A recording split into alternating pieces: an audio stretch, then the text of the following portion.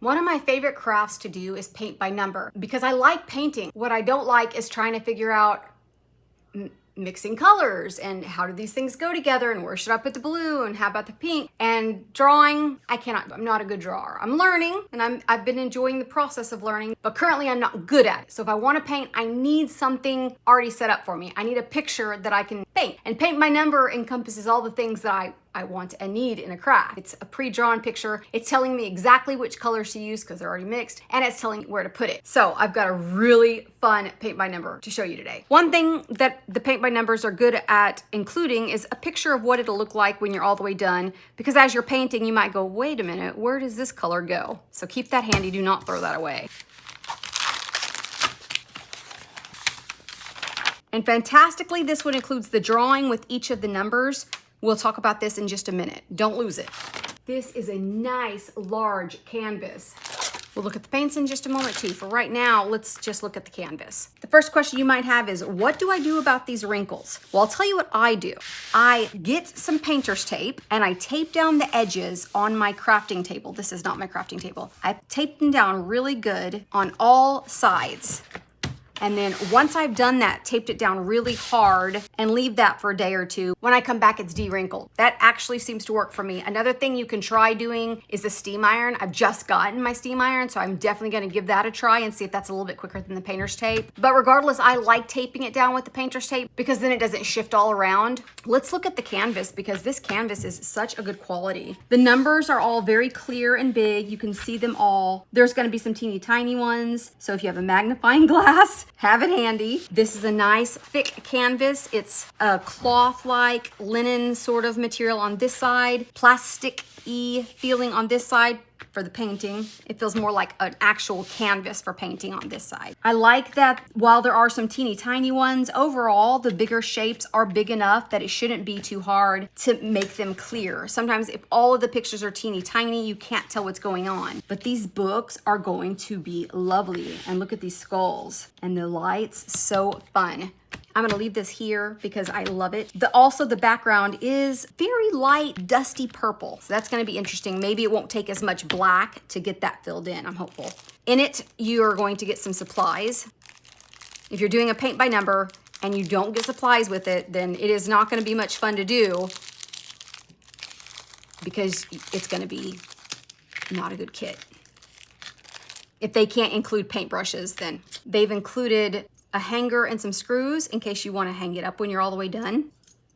Don't use those. And then you've got 3 paintbrushes, which is so good that you have choices. We've got a super teeny tiny fine one here. That's going to be for the little tiny bitty bitty, like the 13, this 8. And then slightly longer, but still small and pretty stiff. So that's good for, see this area right here where it's going to be a straight line. It's going to be perfect for that. And then we've got one to fill in. Now, if I had my dream of paintbrushes, I would have one more bigger one. So I'll get my own paintbrushes out to be able to use it. But by no means do you need additional paintbrushes. You can do every single aspect of this with what they've given you. It just would go a lot quicker if you had a bigger paintbrush.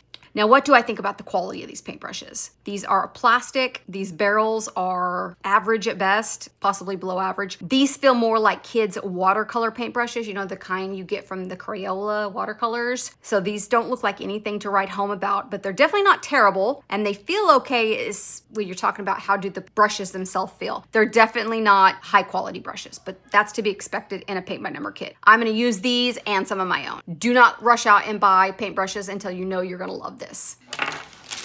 The next thing that every kit will have is your paint.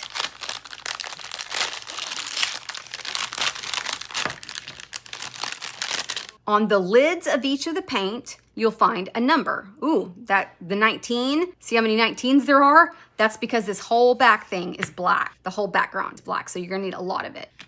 These are all muted colors because it's a dark picture. You don't want a vibrant fluorescent green when you're painting a book with a skull on it. I think these colors match perfectly with the vibe we're going for. We've got a lot of kind of a green, grayish colors. We've got a nice pink and a purple. Speaking of fluorescent green. Anyways, I like the color palette. I think this is really nice. The paint pots are typically, this is what you get. I've always found them super hard to open, these two like this. If you have skinny, thin fingers, maybe it's easier.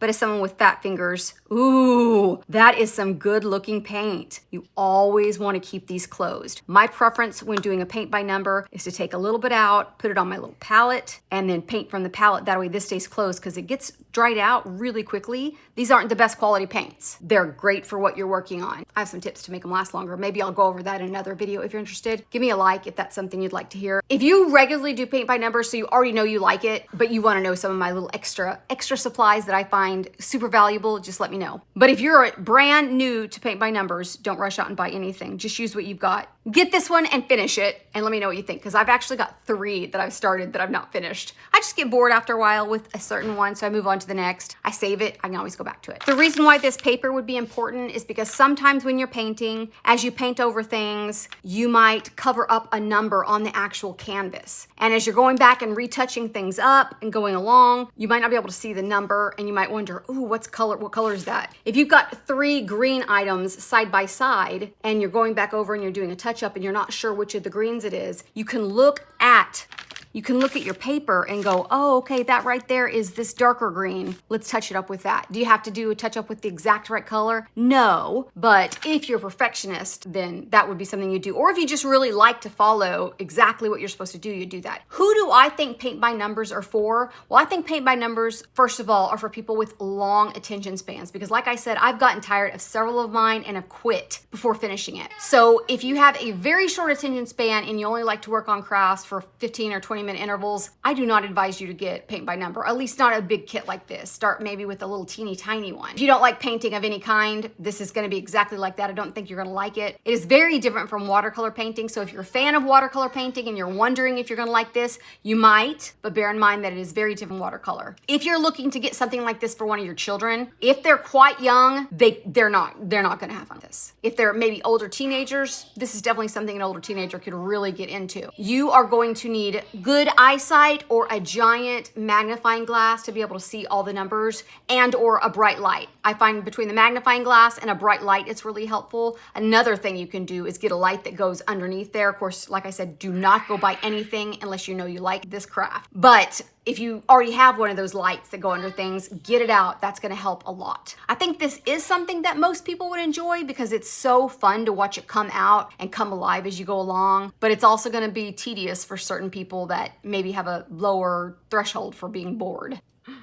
Probably not the best thing to get as a gift for someone if you're looking for a craft item to give, but this is always something worth giving a shot to see if you like it. Good value and good product. This is a great start. Overall, I think the quality is about what you'd expect for a paint by number. There's nothing I see that's excellent, but there's definitely nothing that I see that isn't. I love the picture itself. I think the value of this particular paint by number is in the picture. If you're looking for a dark, and I do mean that both figuratively and literally, if you're looking for a dark painting that you want to do any time of year, but particularly at Halloween, I think this one will be perfect. I love the books. That's the reason I like it. And if you'd like to see me paint this, you can let me know that too, and I'll get the whole thing on film and return with it all the way done. If you're not subscribed to my channel, please do so. I'd love to get to 100 subscribers this summer, and I'm gonna need your help to get there. So subscribe. I'll have this linked for you below. I won't link any other supplies because if you're new to paint by number, I want you to just go and get this kit and get started on it and see what you think. So let's create something beautiful.